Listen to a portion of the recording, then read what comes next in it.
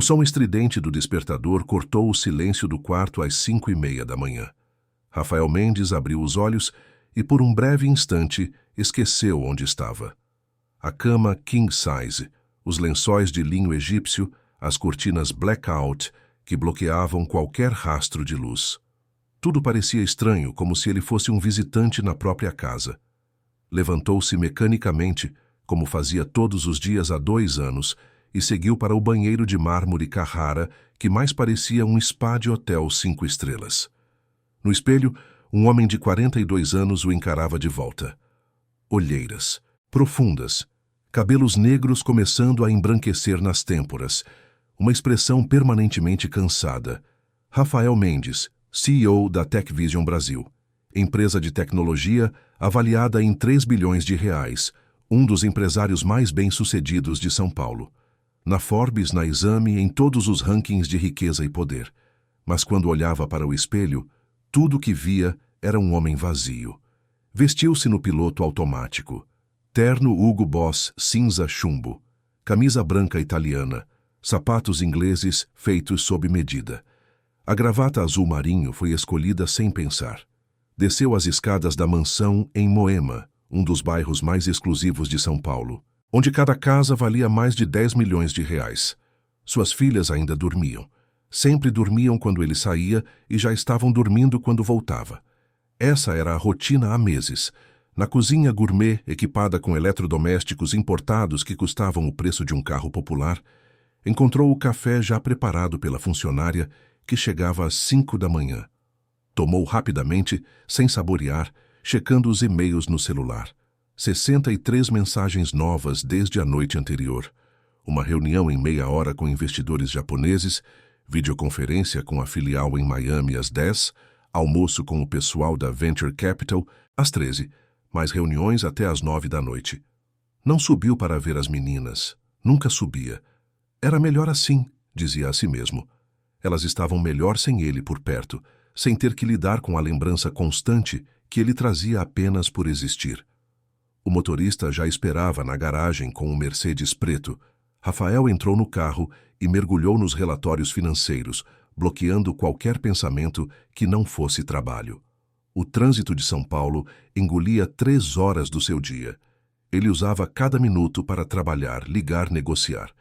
A empresa havia se tornado mais que um negócio. Era seu refúgio, seu anestésico, a única coisa que ainda fazia sentido num mundo que havia desmoronado 2 anos atrás.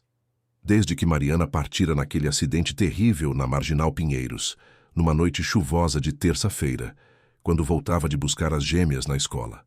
As meninas sobreviveram sem um arranhão. Mariana não teve a mesma sorte. Rafael empurrou o pensamento para longe com a mesma violência com que fazia todos os dias. Trabalho. Focar no trabalho. Nas planilhas, nos números, nas projeções de crescimento. Ali ele ainda tinha controle. Ali as coisas ainda faziam sentido. No escritório, um prédio espelhado de 20 andares na Faria Lima, ele cumpriu sua maratona diária. Reuniões, decisões, mais reuniões. Aprovou um investimento de 50 milhões em expansão, fechou uma parceria com uma startup de inteligência artificial, negociou duramente com fornecedores. Às 4 da tarde, sua assistente Patrícia entrou na sala com uma expressão preocupada. Senhor Mendes, o senhor tem aquela reunião em Campinas às 18 horas.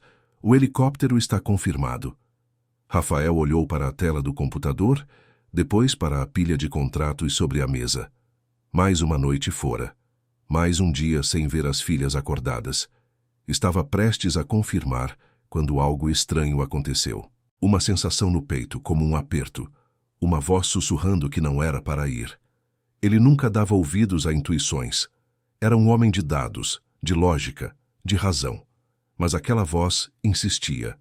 Cancela a reunião, Patrícia. Remarca para amanhã. Vou trabalhar de casa hoje. A assistente arregalou os olhos claramente surpresa. Em 2 anos, Rafael nunca havia cancelado uma reunião importante, mas apenas assentiu e saiu para fazer as ligações necessárias. Rafael pegou o notebook e alguns documentos, avisou o motorista, e às 5 da tarde estava a caminho de casa. 1 hora antes do habitual. No trânsito, Sentiu uma ansiedade crescente, como se estivesse prestes a descobrir algo importante. Chegou à mansão às 6h15. O sol de inverno paulistano já começava a se pôr, tingindo o céu de laranja e rosa. Entrou pela porta principal, silenciosamente, como sempre fazia. A casa era grande demais, moderna demais, projetada por um arquiteto famoso com muito vidro e concreto aparente. Mariana havia escolhido cada detalhe, cada móvel. Às vezes, Rafael tinha vontade de vender tudo e se mudar. Mas sabia que isso seria apagar os últimos vestígios dela. Foi então que ouviu. Uma voz feminina, suave, cantando baixinho. Não era uma música conhecida. Era uma cantiga simples, daquelas que se canta para crianças. Rafael parou no hall de entrada, o coração acelerando sem motivo aparente. A voz vinha do grande salão de estar. Ele caminhou devagar, silenciosamente, aproximando-se. O que viu através da porta entreaberta o fez congelar no lugar. No centro do salão amplo, sobre o tapete persa que custara uma fortuna, a nova ama estava ajoelhada no chão. Usava um vestido simples de algodão azul claro e ainda calçava as luvas de borracha amarelas que usava para limpar. Seu cabelo castanho estava preso num coque frouxo, alguns fios soltos emoldurando um rosto simples, sem maquiagem, marcado pelo sol e pelo trabalho. Ela tinha as mãos postas em oração e os olhos fechados. Mas não estava sozinha. À sua frente, também ajoelhadas, com as mãozinhas postas da mesma forma, estavam Laura e Luísa, suas filhas gêmeas de 3 anos. O coração de Rafael parou, não pela cena da oração em si, mas pela expressão nos rostos das meninas. Paz, uma paz absoluta, serena, que ele não via há 2 anos, desde antes do acidente, desde quando Mariana ainda estava com elas. Rafael escondeu-se atrás da porta, o corpo tremendo. Sentiu as pernas fracas e teve que se apoiar no batente. Não queria interromper aquele momento. Não ousava, como se qualquer movimento seu pudesse quebrar um feitiço precioso e frágil. Amém, disse a ama com seu sotaque marcado do interior de Pernambuco, onde cada vogal cantava diferente. As meninas repetiram, suas vozes fininhas ecoando no salão. Pronto, minhas anjinhas, a ama disse abrindo os olhos. Agora a gente conversou com o papai do céu e com a mamãe de vocês. Laura, a mais tímida das duas, aquela que não falava havia meses, que só apontava quando queria algo, abriu os lábios. Rafael prendeu a respiração. A mamãe tá no céu? A voz era rouca, desacostumada. Tá sim, meu amor. Ela tá lá em cima, olhando para vocês o tempo todo, orgulhosa das meninas lindas que vocês são. Ela consegue ouvir a gente? Laura insistiu, e havia lágrimas formando em seus olhinhos castanhos. A ama puxou a menina para um abraço apertado. Consegue sim. Ela ouve cada palavra, cada risada, cada vez que vocês são boazinhas. E sabe o que mais? Ela sorri quando vê vocês felizes. Foi então que Luísa, a mais expansiva das duas, mas que havia se tornado apática e distante, se lançou nos braços da ama e começou a chorar. Não um choro de birra ou de manha, um choro profundo, daqueles que vinham de um lugar muito fundo da alma, um choro de saudade, de dor, de tudo que uma criança de 3 anos não sabia expressar. Eu quero minha mãe, Luísa soluçou, agarrando-se ao vestido da ama. Eu sinto falta dela todo dia. Rafael sentiu as próprias lágrimas começarem a rolar por seu rosto. Há quanto tempo não ouvia as filhas expressarem isso? Todos os psicólogos infantis que havia contratado, todas as terapeutas especializadas em trauma, ninguém havia conseguido fazer as meninas falarem sobre Mariana. Elas haviam se fechado num casulo de silêncio e apatia. E ali estava aquela mulher simples, uma ama sem diplomas universitários, sem cursos de pedagogia em instituições renomadas, conseguindo o que ninguém tinha conseguido. Eu sei, meu amor, eu sei. A ama murmurou, balançando Luísa nos braços. A saudade dói mesmo, dói muito. Mas sabe o que a sua mãe deixou para você? Ela deixou o sorriso dela. Aquele sorriso lindo que você tinha quando era bem pequenininha. Você consegue dar aquele sorriso para mim? Luísa afastou-se um pouco, enxugando as lágrimas com as mãos pequenas. E então, lentamente, os cantos de sua boca se curvaram para cima. Foi um sorriso pequeno, hesitante, trêmulo, mas era um sorriso real, genuíno. O primeiro em 2 anos. Rafael não conseguiu segurar. Um soluço escapou de sua garganta, alto demais. As 3 mulheres no salão viraram-se imediatamente em sua direção. A ama empalideceu instantaneamente ao vê-lo parado ali, lágrimas escorrendo abertamente pelo rosto. Ela se levantou num pulo, tirando as luvas de limpeza com gestos nervosos. Senhor Rafael, eu não sabia que o senhor tinha chegado. Eu sinto muito, Sua voz estava trêmula, os olhos arregalados de medo. Eu não devia ter feito isso sem pedir permissão. Eu sei que não é meu lugar ensinar religião para as meninas. Eu só pensei que... Mas eu não tinha direito. O senhor vai me mandar embora e eu preciso tanto desse emprego. Por favor, me perdoe.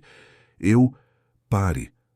A voz de Rafael saiu rouca, embargada. Ele entrou no salão, enxugando o rosto com as costas da mão. As gêmeas o olhavam com aquela expressão que ele conhecia tão bem, distante, como se ele fosse um estranho, que morasse na mesma casa. Isso doía mais que qualquer coisa. Ele se aproximou da ama, que parecia prestes a desmaiar de nervosismo. Como você se chama mesmo?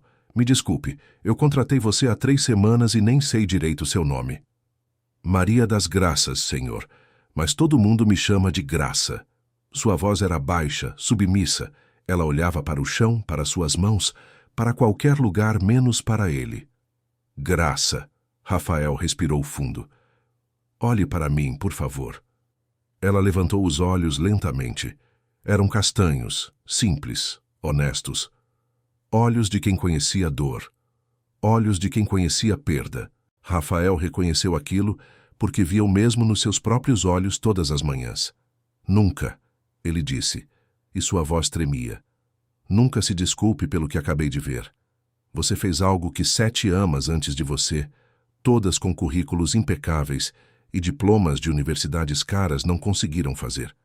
Você fez minhas filhas voltarem a sorrir, a falar, a sentir. Graça piscou, confusa, as lágrimas começando a se formar. Mas, senhor, eu não fiz nada de especial. Eu só conversei com elas, só rezei.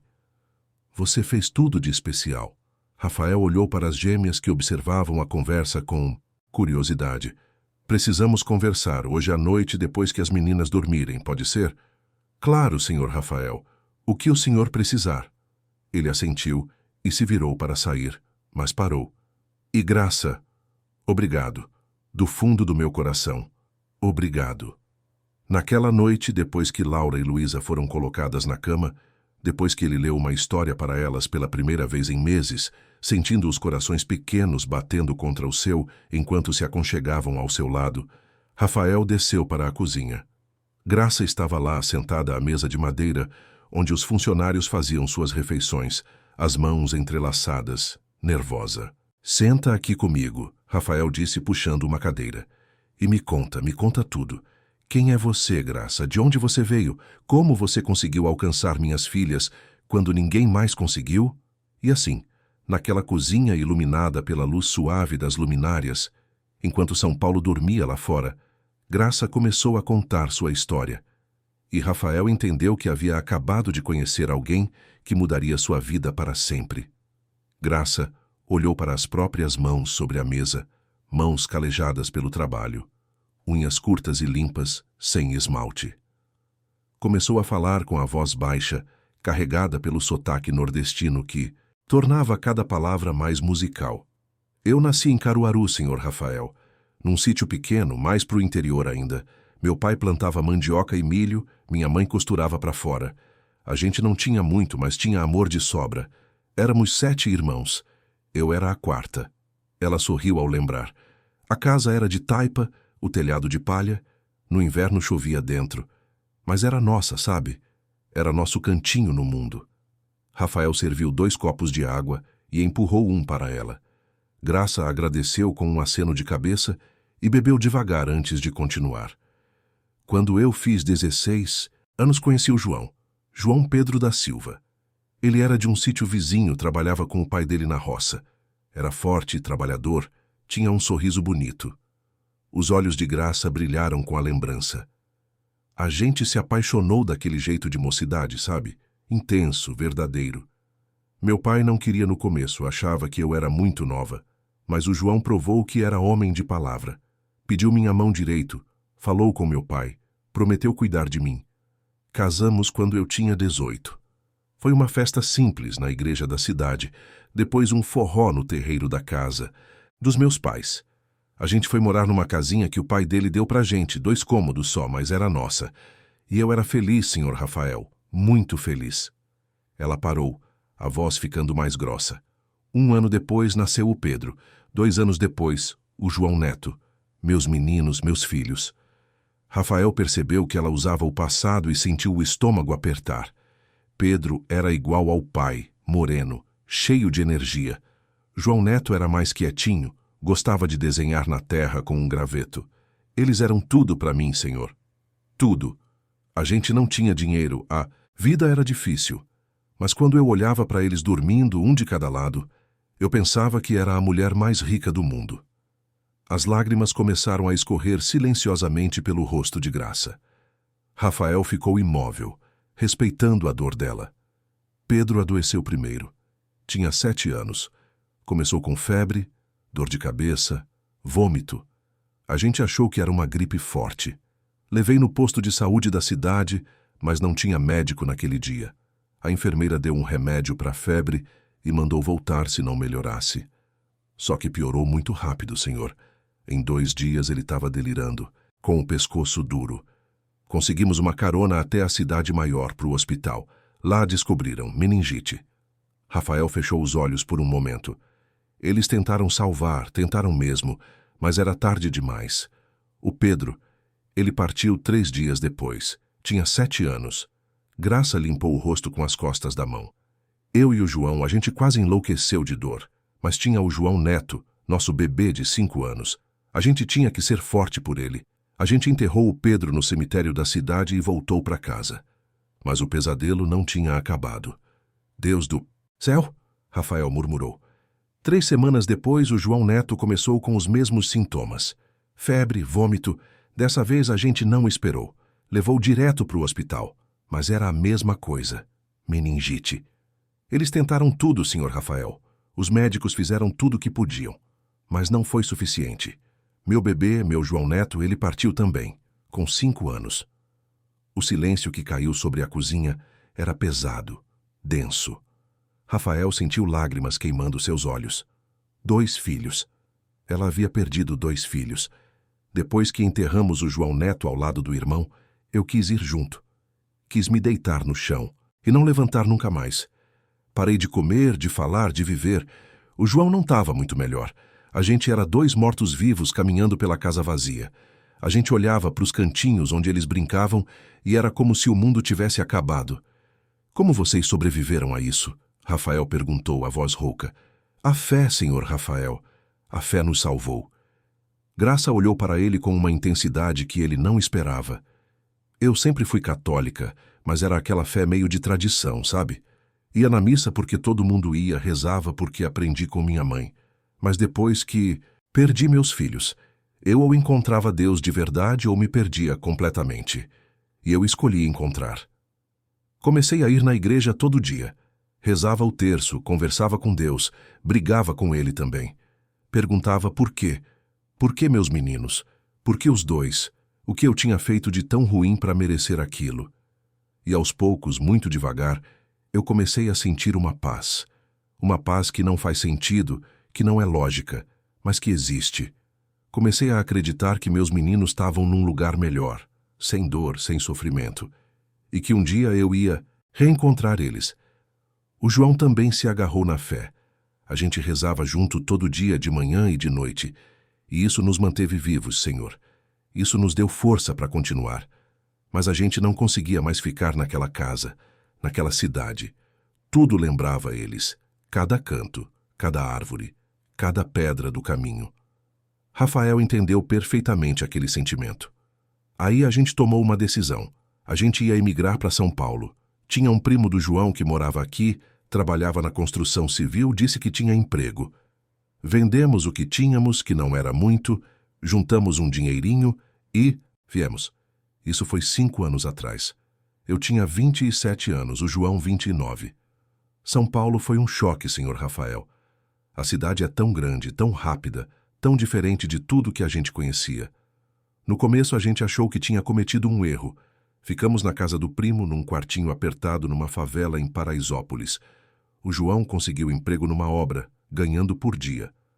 Eu comecei a trabalhar como diarista, limpando casa de madame, lavando roupa, passando.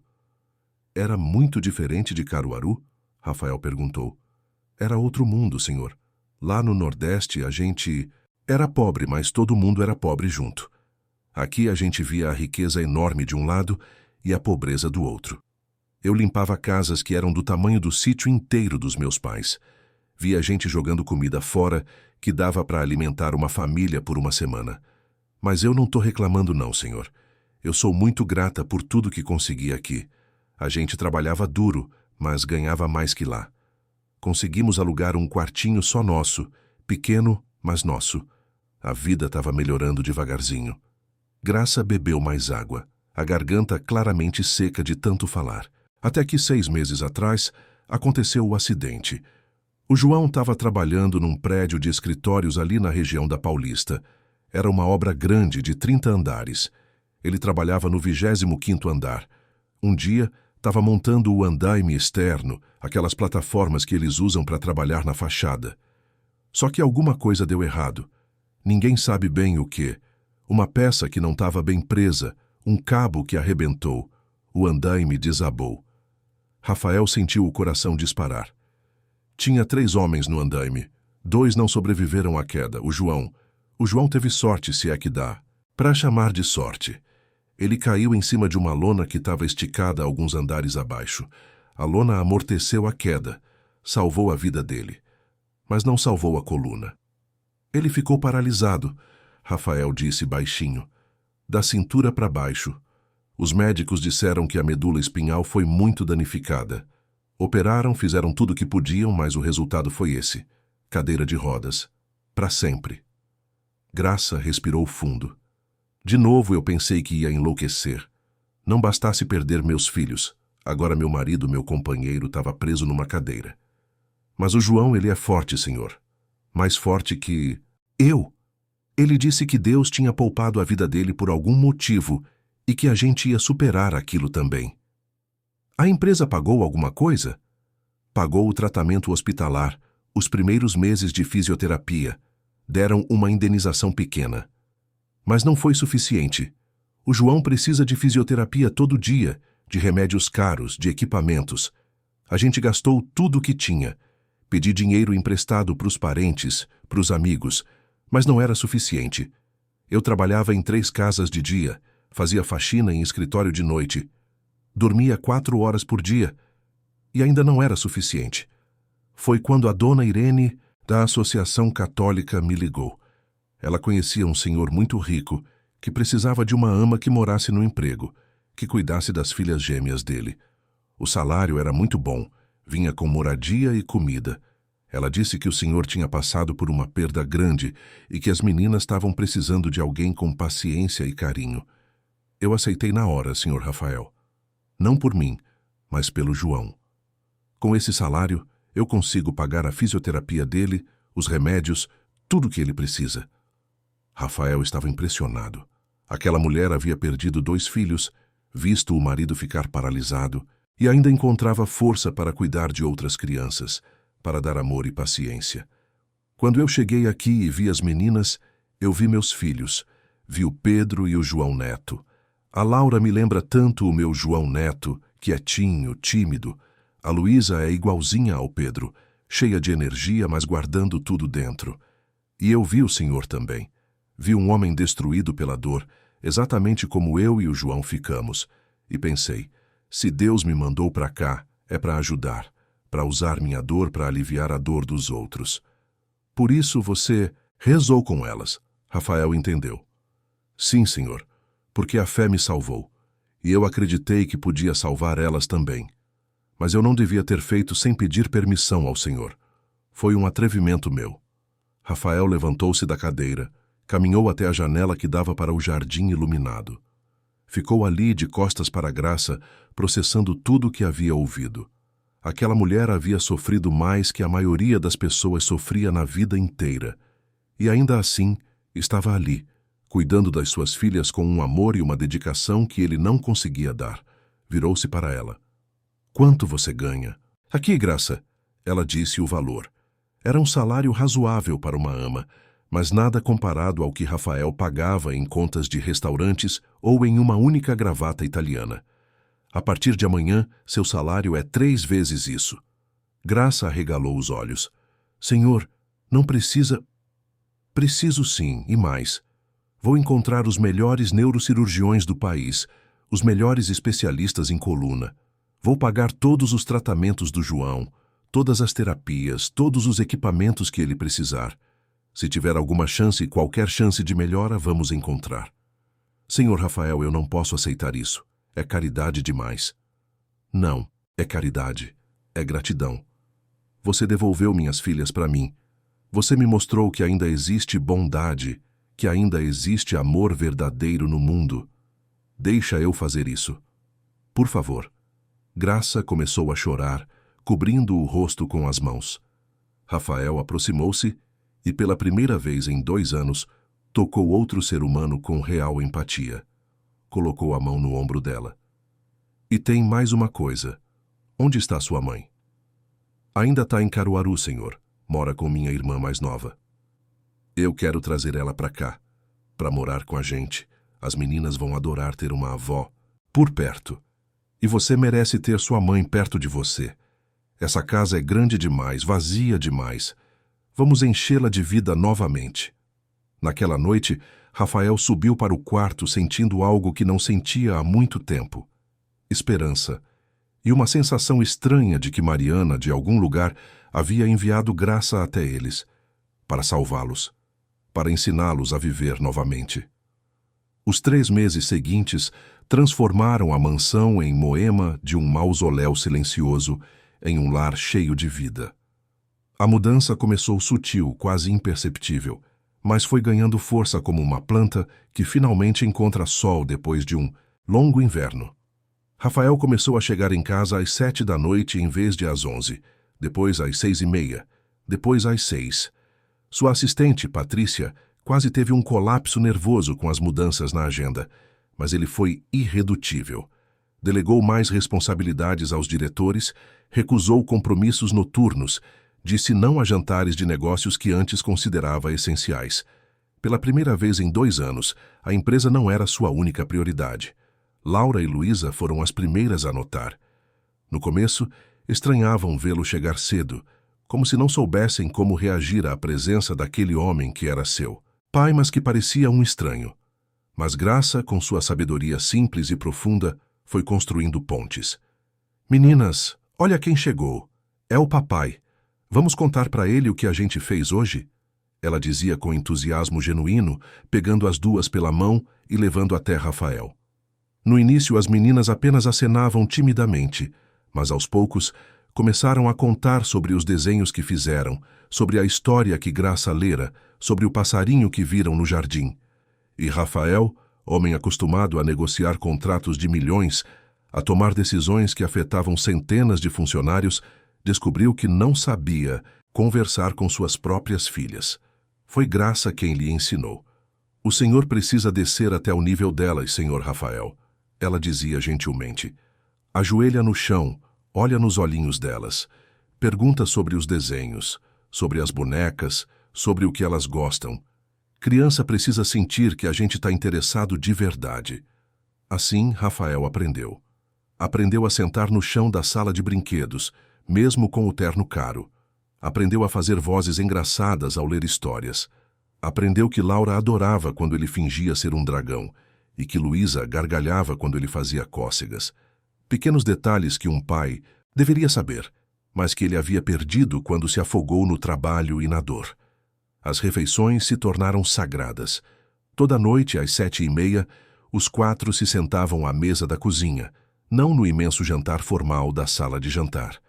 Graça cozinhava comida simples do Nordeste que as meninas adoraram: baião de dois, carne de sol com macaxeira, bobó de camarão, cuscuz, pratos que Mariana nunca havia feito, que não lembravam ela, e por isso eram mais fáceis de saborear. Conta uma história da sua terra, tia Graça. Luísa pedia, usando o título carinhoso que haviam dado. Hamsa? E Graça contava. Histórias de sítio, de festas juninas, de sua infância no interior. Histórias que faziam as meninas rirem e imaginarem um mundo completamente diferente do luxo em que viviam. Rafael percebia que aquilo era saudável. As filhas estavam aprendendo que existia mais no mundo que mansões e carros importados. Enquanto isso, Rafael cumpriu cada promessa feita naquela noite na cozinha. Usou todos os seus contatos, toda a sua influência, para encontrar os melhores especialistas em lesões medulares. Conseguiu uma consulta com o Dr. Henrique Tavares, neurocirurgião renomado, que normalmente tinha meses de lista de espera. Pagou para que João fosse levado de ambulância particular até o consultório no Hospital Sírio-Libanês. Graça foi junto, é claro. Rafael insistiu que ela tirasse o dia de folga, mas contratou uma babá temporária para ficar com as gêmeas. Quando ela voltou naquela noite, Rafael estava esperando ansioso. E então, o que o médico disse?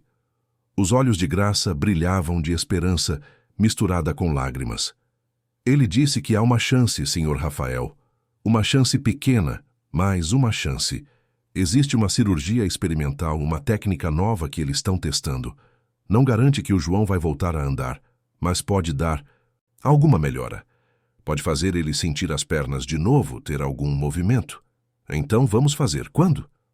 O doutor disse que precisa de exames primeiro, ressonâncias, uma avaliação completa. Vai custar muito caro, senhor. Ele me deu um orçamento e... Não me importa o preço. Agenda tudo. Vamos fazer. A cirurgia aconteceu 6 semanas depois. Durou 9 horas. Rafael dispensou os compromissos do dia e ficou no hospital com Graça, que rezava o terço sem parar na capela. Quando o Dr. Tavares finalmente saiu do centro cirúrgico, cansado mas sorrindo discretamente, Graça quase desmaiou. A cirurgia foi bem sucedida. Conseguimos fazer o procedimento completo. Agora é esperar. Nas próximas semanas vamos saber o resultado. João acordou da anestesia com Graça ao lado, segurando sua mão. Rafael os observou de longe, aquele homem magro na cama de hospital, com os olhos cheios de gratidão ao olhar para a esposa. E entendeu o que era amor verdadeiro. Não o amor romântico das novelas e dos filmes, mas o amor que permanece quando tudo desmorona. O amor que segura a mão na doença, que não abandona na dificuldade. 3 meses de fisioterapia intensiva seguiram. Rafael providenciou que João fosse transferido para uma clínica de reabilitação de ponta, com os melhores fisioterapeutas do país. Pagava tudo sem pestanejar. Graça ia visitá-lo 3 vezes por semana, nos seus dias de folga. As meninas mandavam desenhos que ela levava, pequenas obras de arte infantil que João pendurava na parede do quarto. E então, numa quarta-feira chuvosa de junho, o milagre aconteceu. Graça chegou em casa transfigurada, rindo e chorando ao mesmo tempo. Ele mexeu o dedão do pé. Senhor Rafael, o João mexeu o dedão do pé.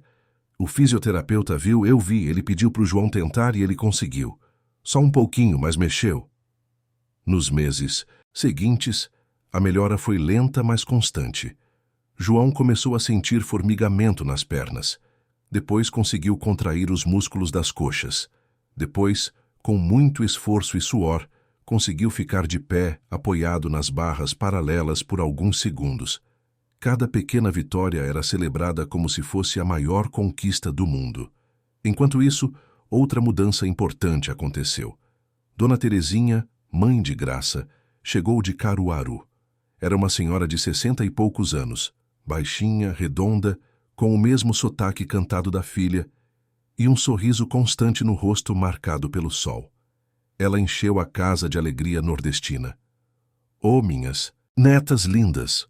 ela dizia, abrindo os braços para Laura e Luísa que corriam para abraçá-la, porque em poucas semanas elas já a chamavam de vovó, como se sempre tivesse sido parte da família.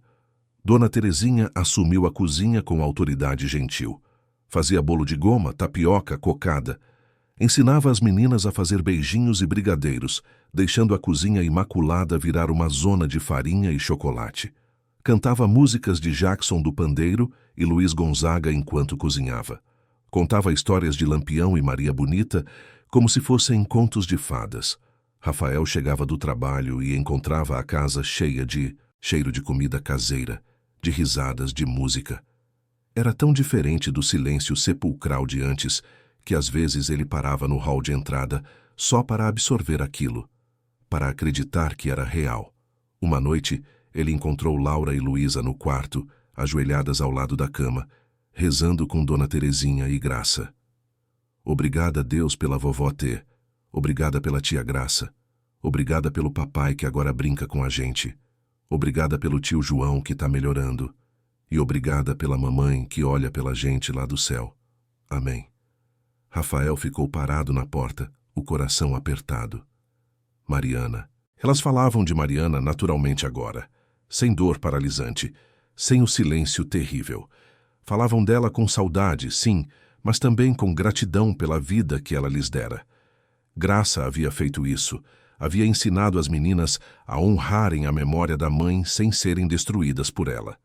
Naquela noite, depois que todos dormiram, Rafael saiu para o jardim. Era uma noite clara, as estrelas visíveis apesar da poluição luminosa de São Paulo.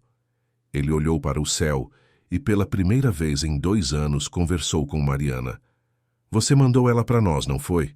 A Graça. Você sabia que eu estava perdido, que as meninas estavam perdidas. E você mandou alguém que pudesse nos salvar. Alguém que conhecia a dor como a gente. Obrigado, meu amor. Obrigado por ainda cuidar da gente, mesmo de longe.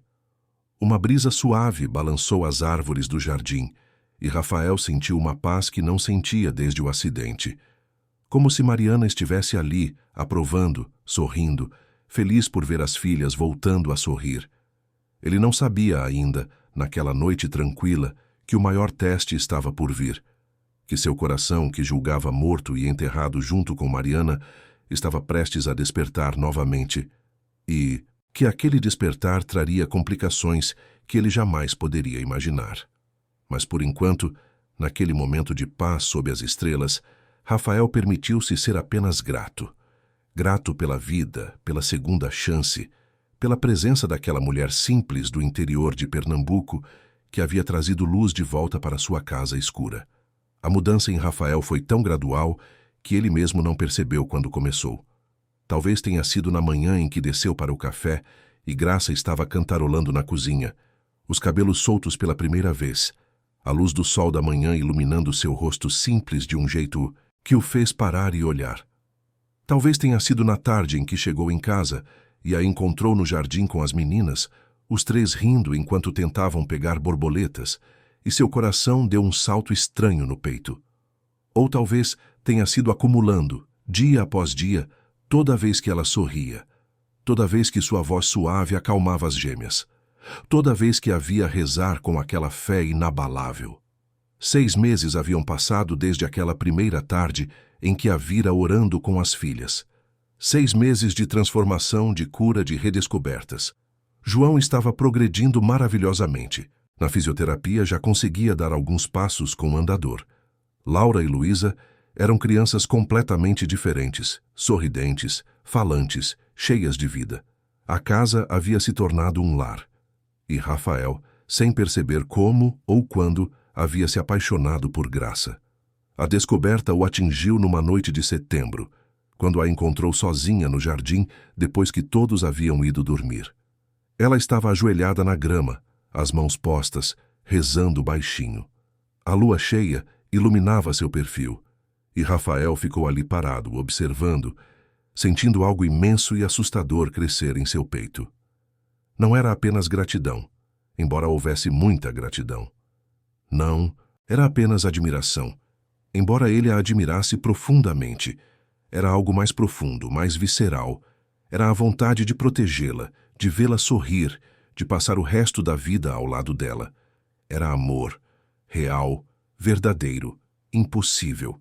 Impossível, porque ela era casada. Impossível porque ela era sua funcionária. Impossível porque vinham de mundos completamente diferentes. Impossível porque ele não tinha o direito de sentir aquilo. Mas sentia. Rafael voltou para dentro da casa, o coração batendo acelerado, e subiu direto para o quarto.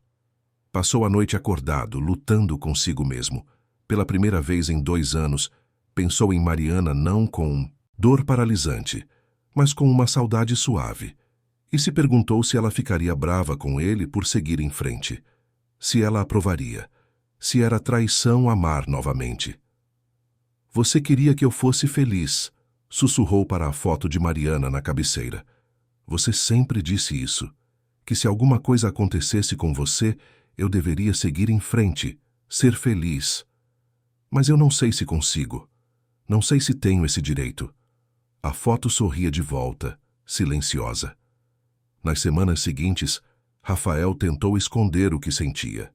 Mantinha-se profissional, distante, mas era difícil quando Graça estava sempre ali, cuidando das meninas com tanto amor enchendo a casa de luz.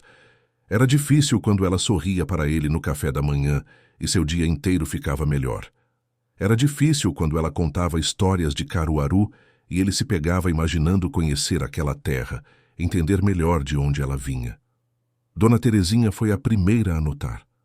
Mães sempre notam essas coisas. Uma tarde, ela chamou Rafael para tomar um café na cozinha. Era raro eles conversarem a sós, e Rafael ficou um pouco apreensivo. Seu Rafael, ela começou com seu jeito direto nordestino. Eu vou falar uma coisa porque eu gosto do senhor e respeito o senhor.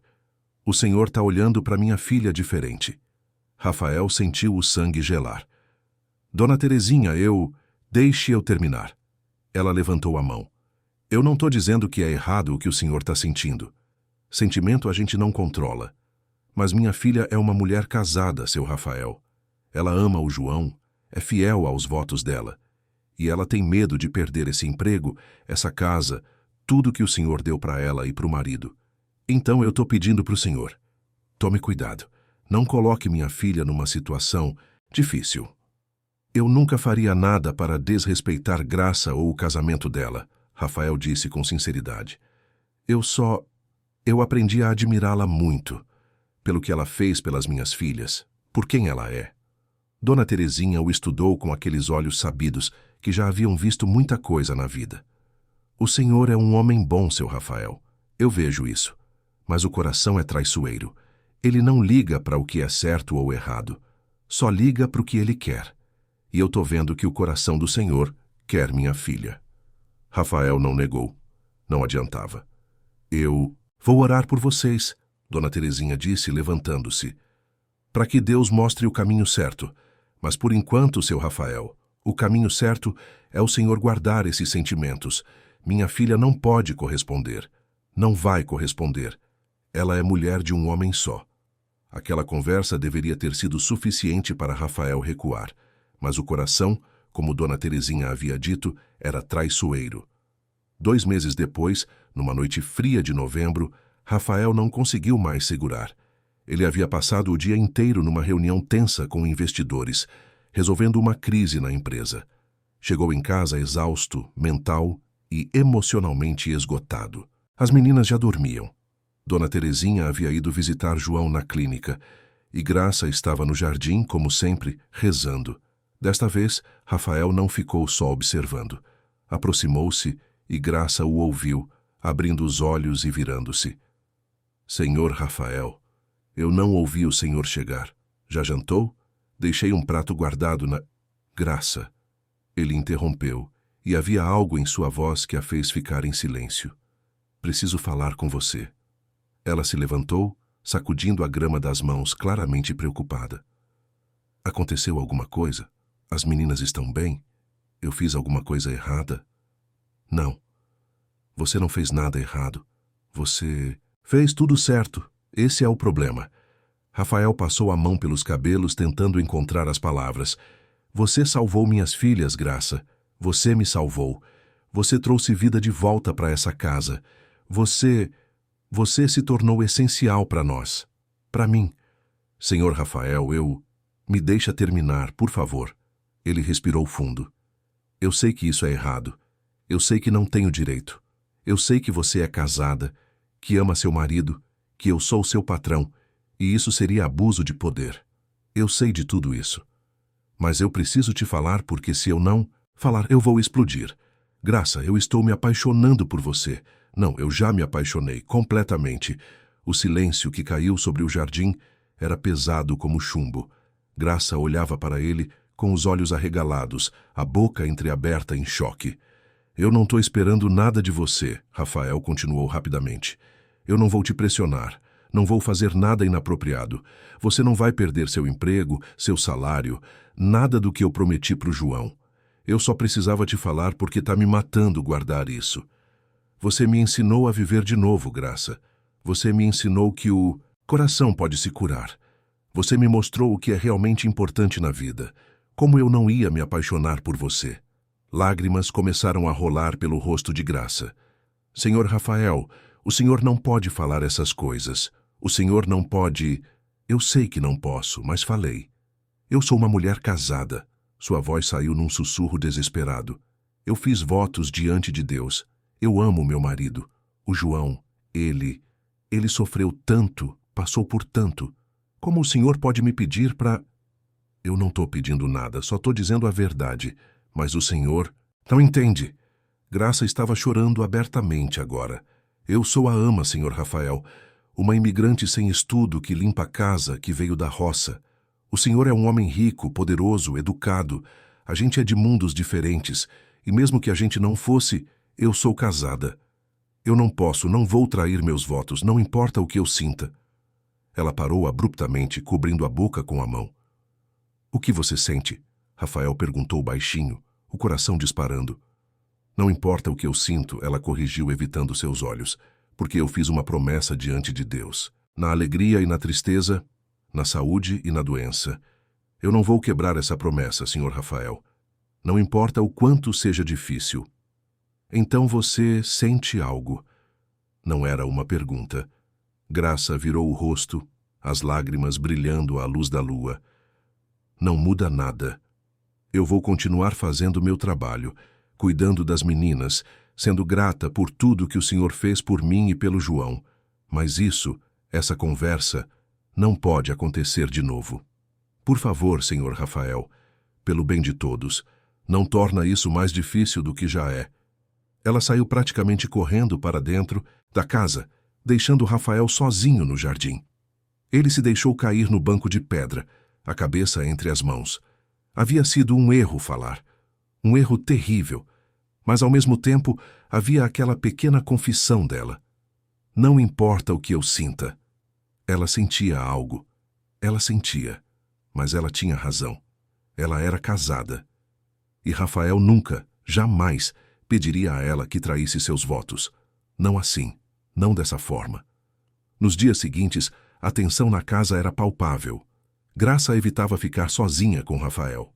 Dona Terezinha olhava para ambos com preocupação. As meninas, sensíveis como crianças são, percebiam que algo estava diferente, mas não entendiam o quê. E então, 3 semanas depois daquela conversa no jardim, o telefone tocou.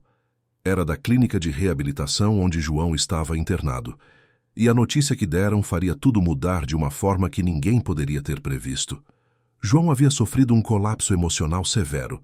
Estava recusando fisioterapia, recusando alimentação, falando em desistir de tudo. E exigia ver Graça imediatamente. Era urgente. Rafael insistiu em levar Graça até a clínica de reabilitação.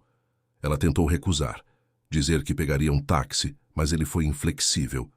Dona Terezinha ficou com as meninas enquanto eles saíam na Mercedes preta. O silêncio pesado entre eles no banco de trás. A clínica ficava na zona oeste de São Paulo, um prédio moderno cercado por jardins bem cuidados. O Dr. Campos, o fisioterapeuta principal de João, os esperava na recepção com uma expressão grave. Dona Graça, que bom que a senhora veio rápido. O João está passando por uma crise. Começou há 3 dias. Ele se recusa a fazer os exercícios, mal está se alimentando. Diz que quer voltar para Caruaru, que não aguenta mais ficar aqui. Mas ele estava indo tão bem, Graça disse, a voz trêmula. Já na semana passada ele conseguiu dar 6 passos sem ajuda. O que aconteceu? O médico trocou um olhar com Rafael. Às vezes, quando os pacientes começam a melhorar, eles são confrontados com a realidade do quanto ainda precisam caminhar. Literalmente no caso do João. É como se ele tivesse esperança pela primeira vez em meses, e isso o assustasse. O medo de decepcionar, de não conseguir, de ser um peso. Ele nunca foi um peso, Graça sussurrou. Eu sei. Mas ele não vê assim. E tem outra coisa. O médico hesitou. Ele tem falado muito sobre a senhora. Sobre como a senhora trabalha demais, como está sempre cansada quando vem visitá-lo. Ele se sente culpado. Posso vê-lo? Claro. Ele está no quarto. Mas, Dona Graça, preciso avisá-la. Ele está bastante alterado emocionalmente. Rafael ficou na sala de espera enquanto Graça entrava. Ele olhava pela janela, vendo as árvores balançarem com o vento, tentando não imaginar o que estava acontecendo naquele quarto. Meia hora depois, Graça saiu. Seu rosto estava pálido, os olhos vermelhos e inchados de tanto chorar. Ele quer falar com o senhor, ela disse, a voz mal saindo. Rafael ficou surpreso. Comigo? Tem certeza? Ele pediu. Por favor, vá. O quarto era simples, mas confortável. Com uma cama hospitalar, algumas cadeiras, uma janela grande que dava para o jardim. João estava sentado na cadeira de rodas perto da janela, olhando para fora. Era um homem magro, de ombros largos, que antes deviam ser musculosos, mas agora estavam mais finos pelo tempo sem trabalho pesado. Tinha o rosto marcado pelo sol, pele morena, cabelo preto cortado curto. Quando se virou para Rafael, seus olhos castanhos estavam cheios de dor. Senhor Rafael, obrigado por vir. Sua voz era suave, mas havia uma firmeza nela. João, como você está? Vou ser honesto com o senhor porque o senhor merece honestidade. O senhor fez muito por mim e pela Graça. Pagou cirurgia, tratamento, tá pagando essa clínica, cara. Eu nunca vou conseguir retribuir isso. Nunca na vida. Você não precisa retribuir nada.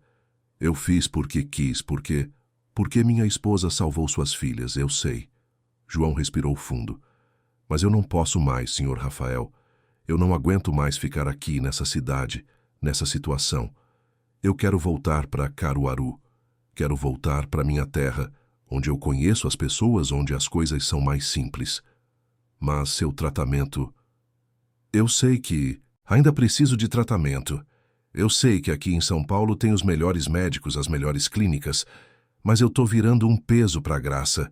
Ela trabalha 18 horas por dia, cuida das suas filhas, vem me visitar, mal dorme. E por quê? Por minha causa. Porque eu caí daquele andaime e virei um aleijado. Você não é um aleijado. Você está se recuperando. Estou, João concordou. Mas vou ser sempre dependente. Sempre vou precisar de ajuda, de cuidados. E eu vi a forma como o senhor olha para minha esposa, senhor Rafael. O silêncio que caiu foi absoluto. Rafael sentiu o coração disparar. Eu não sou burro, João continuou sem raiva, apenas com uma tristeza profunda. Graça não me conta tudo, mas eu sei. Eu vejo nos olhos dela quando ela fala de suas filhas, de sua casa. Eu vejo que ela encontrou um propósito lá que ela não tem comigo. E eu vejo que o senhor, um homem rico e poderoso, está apaixonado pela minha esposa. João, eu sei que o senhor nunca fez nada errado. E sei que a Graça nunca faria. Ela é mulher de um homem só, fiel como ninguém. Mas isso não muda o fato de que talvez ela fosse mais feliz com o senhor. O senhor pode dar a ela uma vida que eu nunca vou poder dar. Segurança, conforto, uma família. Ela sempre quis mais filhos depois que perdemos os nossos. Eu não posso dar isso a ela. Isso não é verdade. Os médicos disseram que... Os médicos dizem muita coisa, senhor Rafael. Mas a verdade é que eu tô preso nessa cadeira, dependendo da bondade dos outros, sendo um peso. E eu não quero mais isso. Então, eu vou dar um ultimato para Graça. Ou ela volta comigo, para Caruaru quando eu tiver condições de viajar, a gente constrói uma vida simples lá, dentro das minhas limitações. Ou a gente termina o casamento aqui e agora, e cada um segue seu caminho. Você não pode fazer isso com ela, Rafael disse, sentindo raiva pela primeira vez. Você não pode obrigá-la a escolher. Eu não estou obrigando nada. Estou dando a ela a liberdade de escolher a vida que ela quer. Se ela quiser ficar comigo, eu vou amá-la até meu último dia. Mas se ela quiser seguir em frente, encontrar alguém que possa dar a ela tudo que... Eu não posso, eu não vou impedir. Porque amar alguém de verdade é querer a felicidade dessa pessoa, mesmo que seja longe de você. Rafael olhou para aquele homem na cadeira de rodas e sentiu uma mistura de admiração e culpa.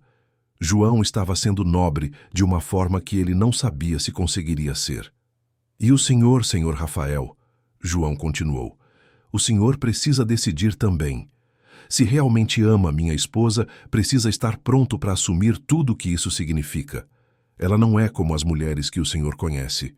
Ela não vai se encaixar no seu mundo de luxo e negócios. Ela é simples, direta, tem fé em Deus acima de tudo. O senhor está pronto para aceitar isso?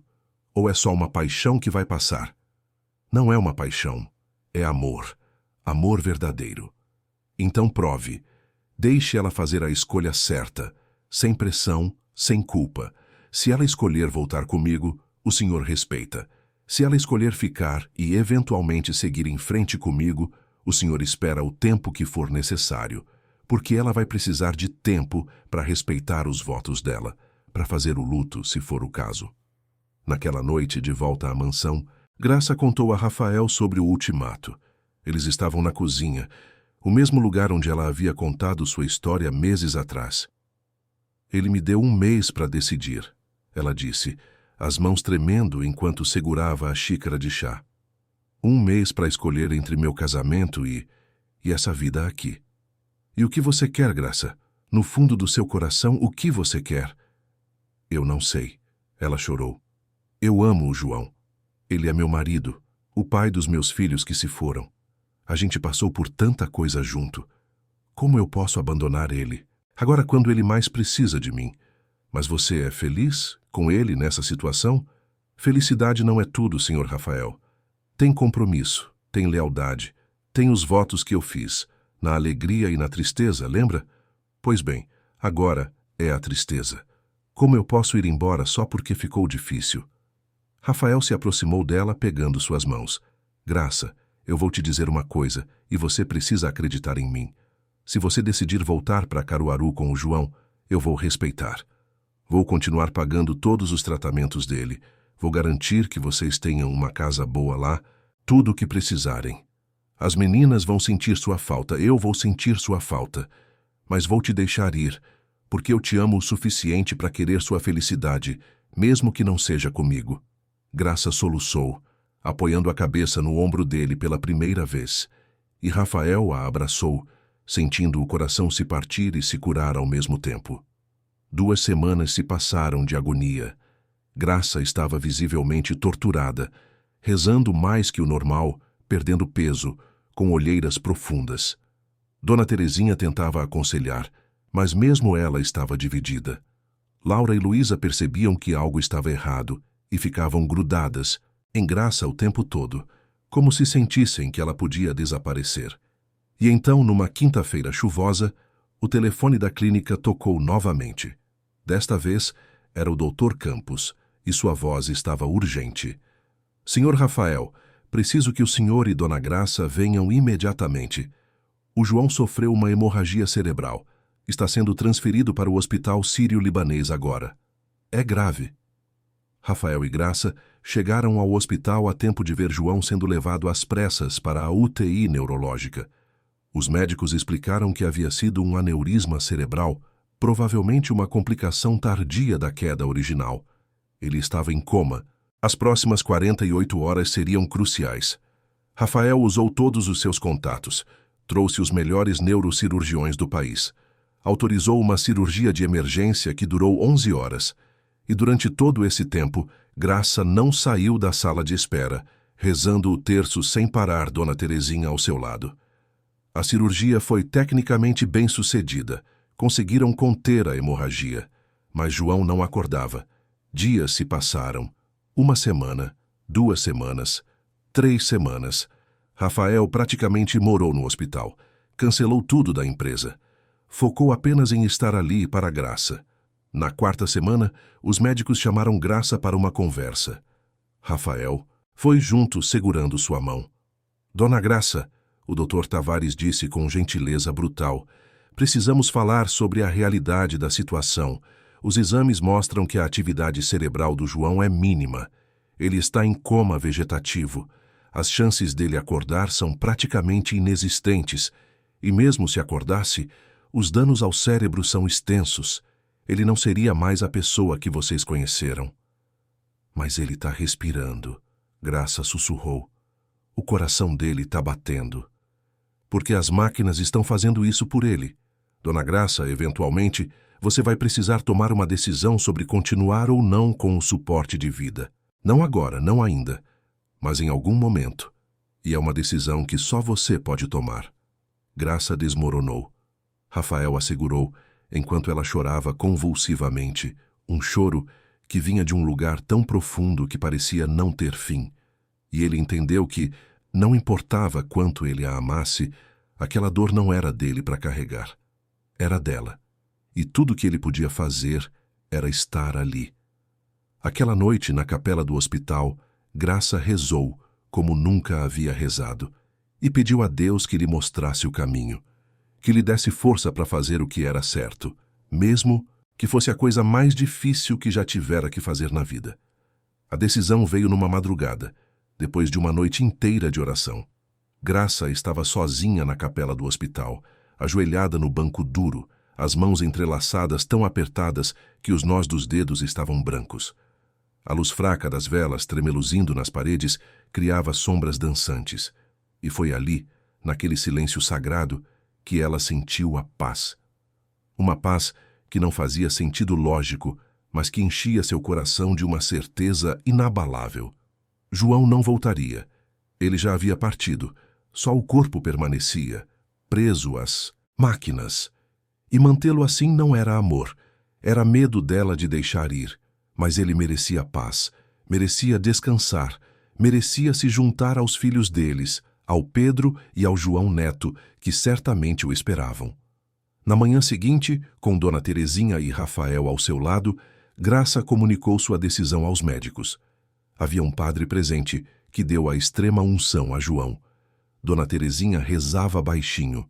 Rafael apenas segurava a mão de Graça, dando-lhe a força silenciosa que ela precisava. Eu sei que você está me ouvindo de algum lugar, meu amor. Graça sussurrou, inclinando-se sobre a cama, onde João jazia imóvel. E eu sei que você está cansado, tão cansado de lutar. Então eu vou te dar permissão para ir, João. Vai em paz. Vai encontrar nossos meninos. Cuida deles até eu chegar. E um dia, quando Deus quiser, a gente se encontra de novo. Ela beijou sua testa, sentindo a pele fria. E então acenou para os médicos. Eles desligaram os aparelhos lentamente, com respeito. O bip do monitor cardíaco foi diminuindo, até se tornar uma linha reta e um som contínuo. João Pedro da Silva havia partido. Rafael cuidou de tudo como havia prometido. Organizou o transporte do corpo para Caruaru. Pagou por um funeral digno. Garantiu que João fosse enterrado ao lado dos 2 filhos, no cemitério da cidade onde haviam nascido. Graça quis ir sozinha com Dona Terezinha, e Rafael respeitou isso. Ela precisava de tempo para se despedir, para honrar a memória do marido longe de tudo que representava seu futuro. Ela ficou 3 semanas em Caruaru. Rafael mandava mensagens diárias, apenas perguntando se estava tudo bem, nunca pressionando.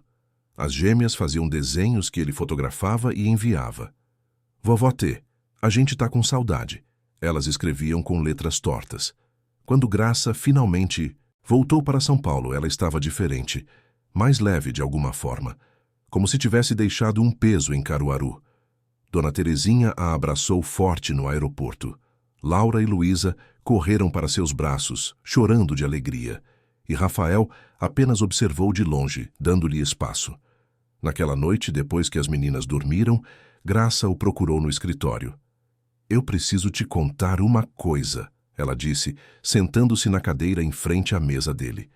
Nas últimas semanas antes do aneurisma, Quando o João me deu aquele ultimato, ele me contou algo.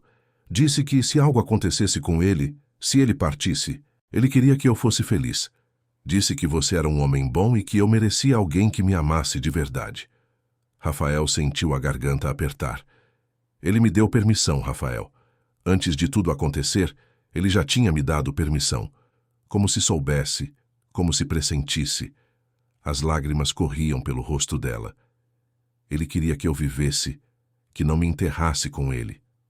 Graça, me deixa terminar.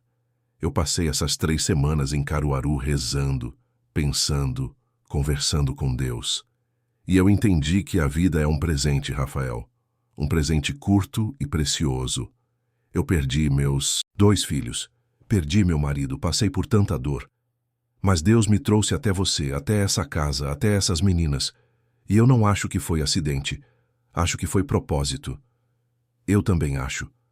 Mas eu preciso de tempo. Preciso respeitar a memória do João, fazer o luto direito. Não posso simplesmente passar de uma vida para outra como se nada tivesse acontecido. Você entende? Eu entendo. E vou esperar. O tempo que você precisar. Você promete? Prometo. 1 ano, 2, 5. Não importa. Você vale a espera, Graça. Você sempre valeu. E assim o tempo passou. 1 ano, lento e respeitoso. Graça continuou cuidando das gêmeas, que continuaram crescendo, aprendendo, florescendo. Rafael continuou transformando sua vida, dedicando mais tempo à família, menos aos negócios. Criou programas sociais na Tech Vision Brasil para ajudar imigrantes como Graça, oferecendo empregos, treinamento, oportunidades. Ele e Graça eram amigos. Conversavam sobre tudo, compartilhavam refeições com as meninas e Dona Terezinha riam juntos. Mas mantinham uma distância respeitosa, uma fronteira invisível que ambos honravam. E então, numa tarde de primavera, exatamente 1 ano após o falecimento de João, Graça procurou Rafael no jardim onde tudo havia começado. Rafael, ela disse, usando seu primeiro nome, sem o Senhor pela primeira vez. Eu venho pensando muito, rezando muito, e eu acho que cheguei num lugar de paz. Eu honrei a memória do João. Fiz meu luto. Lembrei de tudo que vivemos juntos, o bom e o ruim. E eu tô pronta. Pronta para quê? Para tentar. Para ver se o que a gente sente pode se transformar em algo real, em algo duradouro. Se você ainda quiser, claro. Rafael sentiu o coração explodir de alegria. Se eu ainda quiser. Graça, eu te amo desde aquela primeira tarde quando te vi rezando com as meninas. Não parei, um dia sequer de te amar. Então a gente precisa fazer as coisas direito, devagar, respeitoso.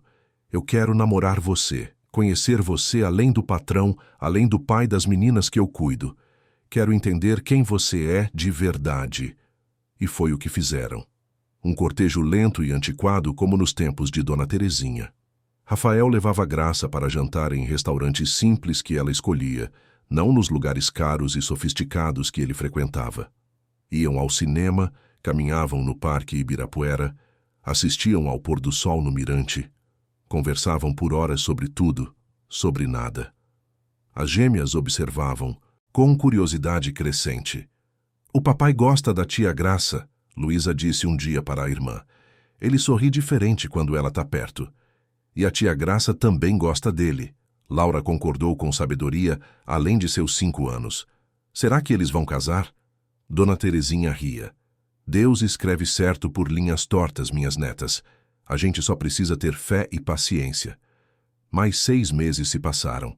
Rafael levou Graça para conhecer Caruaru, conhecer suas raízes, visitar o túmulo de João e dos meninos. Ele colocou flores nos 3 túmulos e agradeceu silenciosamente a João por ter amado Graça. Tão bem por ter sido um homem tão nobre. Graça levou Rafael para conhecer sua família, seus irmãos, os sítios onde havia crescido. Ele, CEO milionário acostumado a hotéis 5 estrelas, dormiu numa rede numa casa simples de taipa, comeu galinha caipira criada no quintal.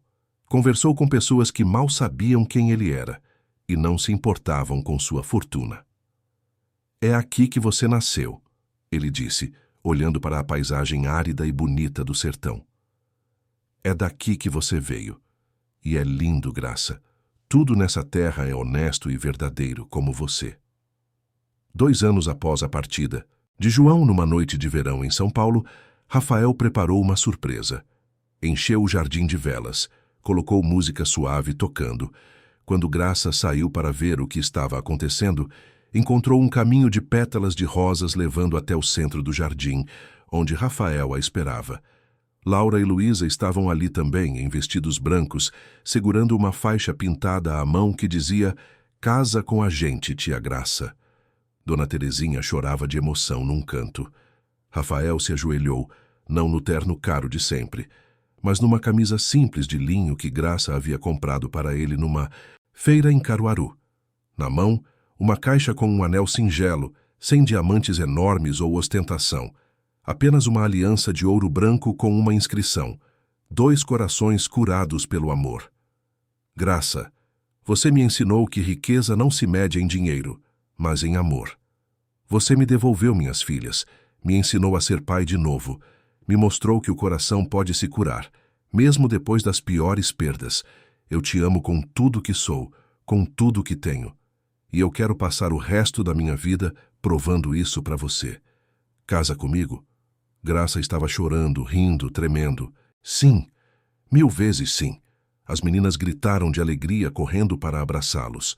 Dona Terezinha rezou uma Ave-Maria de gratidão, e Rafael beijou Graça pela primeira vez, um beijo suave e respeitoso que selava uma promessa de amor verdadeiro. O casamento aconteceu 6 meses depois, num sábado ensolarado. Foi na igreja do bairro de Moema, não numa catedral pomposa. A decoração era simples, com flores do Nordeste que Dona Terezinha encomendou especialmente de Caruaru. Os convidados eram uma mistura interessante. Executivos de terno ao lado de imigrantes nordestinos em suas melhores roupas, colegas da Tech Vision dividindo banco com as antigas patroas, para quem Graça havia trabalhado como diarista. Graça entrou na igreja do braço da mãe, num vestido simples mas elegante, sem véu extravagante, apenas um pequeno arranjo de flores nos cabelos. Quando chegou ao altar e viu Rafael esperando, com Laura e Luísa como daminhas ao seu lado, ela soube que tinha chegado em casa. O padre que os casou era o mesmo que havia dado a extrema unção a João.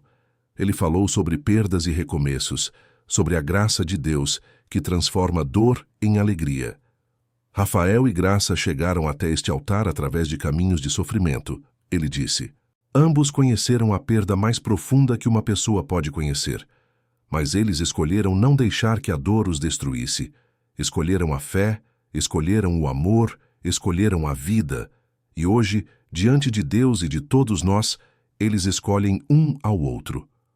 Quando trocaram as alianças, quando disseram sim, quando se beijaram como marido e mulher, não havia um olho seco na igreja. Era a história mais bonita que muitos ali jamais haviam testemunhado. A festa foi no jardim da mansão, com música nordestina e paulistana se misturando.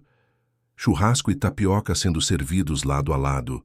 Forró e música clássica se alternando. Era a fusão perfeita de 2 mundos que aprenderam a se respeitar e se amar. Os anos seguintes trouxeram mais alegrias. Graça engravidou aos 36 anos, para surpresa e êxtase de todos. Teve um menino, forte e saudável, que recebeu o nome de João Pedro, em homenagem ao primeiro marido. 2 anos depois, veio uma menina, que se chamou Mariana, em homenagem à primeira esposa de Rafael. As 4 crianças cresceram juntas. Laura e Luísa, já com 9 anos quando os irmãos nasceram, eram loucas pelos bebês. Não havia ciúme ou ressentimento, apenas amor puro. Elas chamavam Graça de mãe agora, naturalmente, e ela era mãe em todos os sentidos que importavam. Rafael reduziu drasticamente seu papel na Tech Vision, passou a presidência para um dos diretores de confiança e ficou apenas no conselho, comparecendo a reuniões uma vez por mês. O resto do tempo dedicava à família, levava as crianças para a escola, participava das festinhas, ia às reuniões de pais. Era o pai presente que as gêmeas sempre mereceram e que os pequenos tiveram desde o início. Graça abriu uma fundação chamada Recomeço com Dignidade, focada em ajudar famílias imigrantes que chegavam a São Paulo.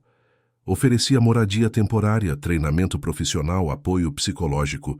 Usava sua própria história para dar esperança a outros que haviam perdido tudo e estavam tentando reconstruir suas vidas.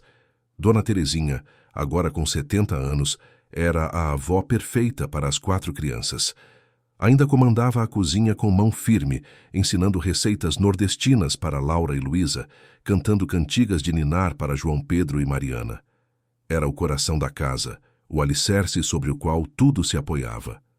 Numa tarde de domingo, 7 anos após o casamento, Rafael e Graça estavam sentados no jardim, observando as crianças brincarem. João Pedro, com 5 anos, corria atrás de Laura e Luísa, que fingiam ser monstros. Mariana, com 3, tentava acompanhar, mas suas perninhas curtas não ajudavam muito. Dona Terezinha supervisionava de longe, rindo das travessuras.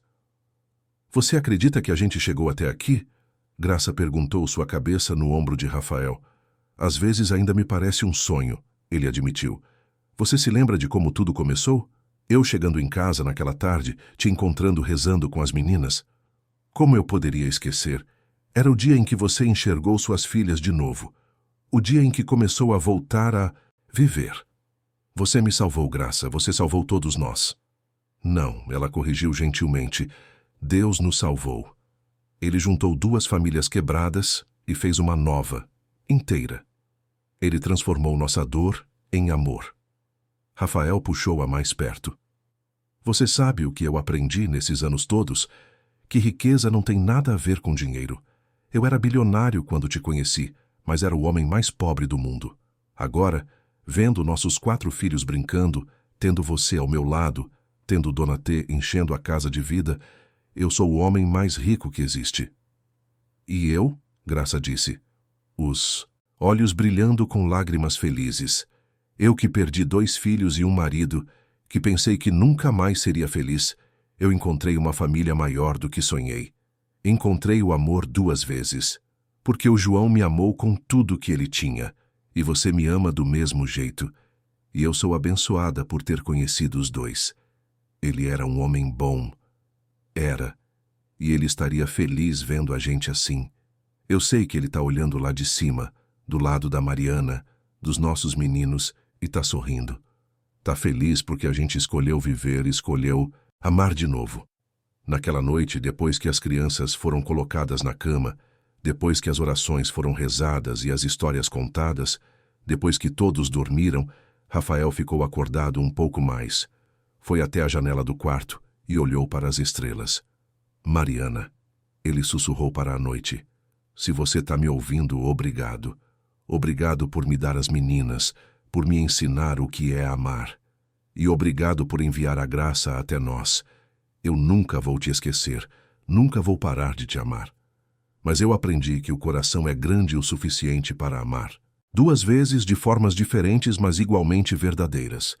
Espero que você esteja em paz. Espero que esteja feliz por nós." Uma estrela cadente cortou o céu naquele momento e Rafael sorriu. Talvez fosse coincidência. Talvez não. Mas ele escolheu acreditar que era Mariana, mandando seu amor e sua aprovação. Na cama, Graça o esperava, e ele se deitou ao seu lado, abraçando-a, e adormeceram juntos, 2 corações curados pelo amor, 2 almas que encontraram luz depois da escuridão mais profunda. Uma família construída sobre perdas transformadas em lições, dor transformada em compaixão, e fé inabalável de que, mesmo nas situações mais desesperadoras, Deus não abandona seus filhos. E assim, na mansão em Moema, que havia sido um túmulo e se tornara um lar, a vida seguia. Cheia de risadas, de orações, de abraços, de amor. A verdadeira riqueza, afinal, nunca foi medida em dinheiro. Foi medida em cada sorriso das crianças, em cada refeição compartilhada, em cada noite dormida em paz. Foi medida na capacidade de se levantar após a queda, de amar após a perda, de viver após a morte. E essa era a maior fortuna de todas.